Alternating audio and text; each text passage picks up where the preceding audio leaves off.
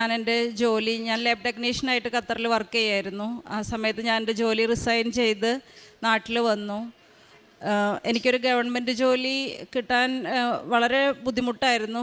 ആ സമയത്ത് ഞാൻ ഉടമ്പടി എടുത്തു, തിരിച്ച് ഖത്തറിൽ പോയി. അവിടെ ചെന്ന് ഒരു 2 മാസത്തിനുള്ളിൽ എനിക്ക് അവിടെ ഹമദ് ഹോസ്പിറ്റലിൽ ഒരു ഇൻ്റർവ്യൂ കിട്ടുകയും അവിടെ 9 പേരിൽ ഒരാളുടെ വേക്കൻസി ഉണ്ടായിരുന്നുള്ളൂ. അത് എനിക്ക് മാതാവ് നൽകി അനുഗ്രഹിക്കുകയും ചെയ്തു. അതിനുശേഷം എൻ്റെ അച്ഛന് സുഖമില്ലാണ്ടായിട്ട് ഹോസ്പിറ്റലിൽ പോകേണ്ടി വന്നു. ബ്ലഡ് വോമിറ്റ് ചെയ്തു. അച്ഛൻ ICUവിൽ കിടന്നു. അപ്പോൾ ആ സമയത്ത് എന്തെങ്കിലും ഇൻറ്റേർണൽ ബ്ലീഡിങ് ആയിരിക്കുന്നു ഡോക്ടേഴ്സ് എല്ലാം ഒരുപാട് ഡൗട്ട് പറഞ്ഞിട്ടുണ്ടായിരുന്നു. പക്ഷെ മാതാവിൻ്റെ ഈശോയുടെയും അനുഗ്രഹം കൊണ്ട് അച്ഛന് വേറെ പ്രശ്നമൊന്നും ഉണ്ടായിരുന്നില്ല. ഇൻഹേലർ ഉപയോഗിക്കുന്നതിൻ്റെ ഫലമായിട്ടുണ്ടായിട്ടുള്ള ഒരു ചെറിയൊരു ഈസോഫാഗൽ സ്ക്രാച്ചാന്ന് പറഞ്ഞു. അത് പ്രശ്നം ഉണ്ടായില്ല. അതുപോലെ തന്നെ എൻ്റെ അമ്മയാണെങ്കിൽ ഹിസ്റ്ററക്ടമി കഴിഞ്ഞ അമ്മ ഹോസ്പിറ്റലൈസ്ഡായി ഒരുപാട് കോംപ്ലിക്കേഷനൊക്കെ ഉണ്ടായിരുന്നു. അതിനുശേഷം പക്ഷേ ബയോപ്സിയിലെല്ലാം നോർമലാക്കി അമ്മ മാതാവ് അനുഗ്രഹിച്ചു. അതുപോലെ തന്നെ അമ്മയ്ക്ക് അതിനുശേഷം അമ്മ ഒരു കപ്പലണ്ടി കഴിച്ചുകൊണ്ടിരിക്കുന്ന സമയത്ത് അത് വിഴുങ്ങി അമ്മയുടെ ലങ്സിൽ കയറുകയും 7 ദിവസം ഹോസ്പിറ്റലൈസ്ഡ് ആവുകയും ചെയ്തു. 7-ാം ദിവസമാണ് അവർ CT സ്കാൻ ചെയ്ത് പിന്നെ ബ്രോങ്കിയൽ വാഷിംഗ് ചെയ്ത് അത് പുറത്തെടുക്കാനും വേറെ അമ്മയ്ക്ക് ബുദ്ധിമുട്ടുകളൊന്നും കൂടാതെ അമ്മ മാതാവ് രക്ഷിച്ചു. അതുപോലെ ഞാനൊരു ഹിന്ദു ആണ്. പക്ഷേ കോൺവെൻറ്റ് സ്കൂളിൽ പഠിച്ചതുകൊണ്ടും എനിക്ക് കൊന്ത ചൊല്ലാനൊക്കെ നേരത്തെ അറിയായിരുന്നു. ഈശോയിലും മാതാവിലും നേരത്തെ വിശ്വാസം ഉണ്ടായിരുന്നു. പക്ഷേ ഉടമ്പടിക്ക് ശേഷം എന്ന് വെച്ചിട്ടുണ്ടെങ്കിൽ എൻ്റെ ജീവിതത്തിൽ ഒരുപാട് മാതാവിനെ വിശ്വസിക്കാനും ഒരുപാട് പ്രാർത്ഥിക്കാനും മറ്റുള്ളവരോട് ക്ഷമിക്കാനും ഞാൻ ശത്രുക്കളായി കണ്ടിട്ടുണ്ടായിരുന്ന ആൾക്കാരോട് പോലും ക്ഷമിക്കാനുള്ളൊരു കൃപ എനിക്ക് മാതാവ് തന്നു.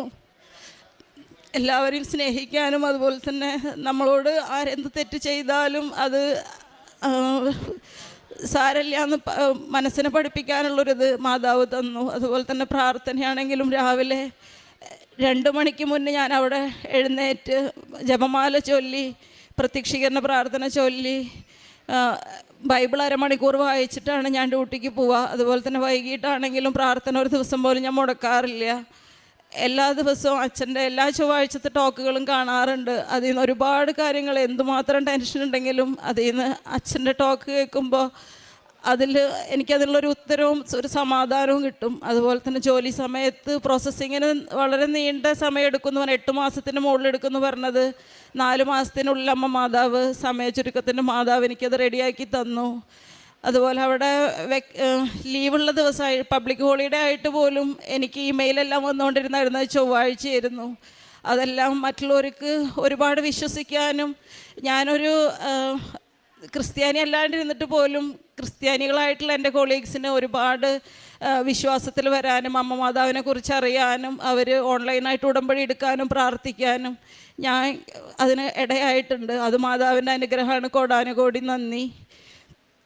പിന്നെ കാരുണ്യപ്രവർത്തികളായിട്ടെന്ന് വെച്ചിട്ടുണ്ടെങ്കിൽ അവിടെ ഫുഡ് അങ്ങനെ നമുക്ക് ഇവിടുത്തെ പോലെ അങ്ങനെ ചെയ്യാൻ പറ്റില്ല. പക്ഷെ അവിടെ ഹൗസ് കീപ്പിങ്ങിലുള്ള സ്റ്റാഫുകൾക്ക് ഫുഡ് കഴിക്കാൻ വേണ്ടിയിട്ടുള്ള പൈസ കൊടുക്കാനും അതുപോലെ അവർ നമുക്ക് സഹായം ആവശ്യമുണ്ടെന്ന് തോന്നുന്ന ആൾക്കാർക്ക് നമുക്ക് എന്തെങ്കിലും ചെയ്യാനും പിന്നെ അതുപോലെ തന്നെ എന്നെക്കൊണ്ട് കഴിയണ രീതിയിൽ എന്താണോ അങ്ങനെ എല്ലാവർക്കും സഹായം ചെയ്യാൻ എനിക്ക് പറ്റിയിട്ടുണ്ട്.